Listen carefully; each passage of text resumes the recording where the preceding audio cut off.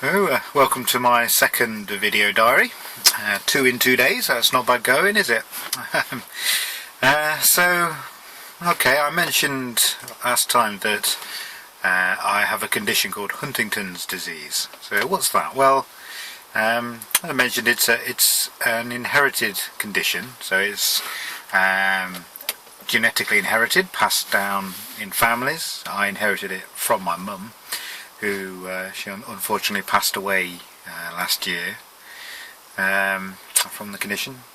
It's a neurodegenerative condition that affects the brain, and symptomatically it's kind of like an amalgamation of the symptoms of Parkinson's in terms of the physical chorea, Alzheimer's in terms of the dementia and cognitive degeneration, and motor neuron disease in terms of how it affects you and ultimately leads to 100% dependency in patients.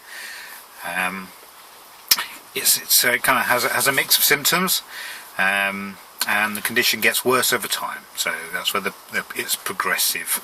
So it's the age of onset varies, but essentially you start out around about sort of early 30s. And that sort of time typically, and progresses kind of progressively worse over, say, a 15-year period. But it can affect people a lot younger and a lot later in life. But that's essentially it. Basically, your average person with kind of mid-term Huntington's disease tends to look drunk. So those kinds of things in terms of the physical lack of fine motor control, swaying around, fidgety type movements, combined with the cognitive side, problems reasoning, lack of judgment, that kind of thing, changes in sort of emotional instability, and later on in life patients tend to become more rigid and the movements get restricted until ultimately, as I say, you become completely dependent. It's incurable. There's no cure. There are treatments which can treat the symptoms, but they don't actually stop, halt or reverse the progression of the condition, and they don't always work for everybody, and the condition is terminal. So you get the condition. If nothing else kills you, then HD will.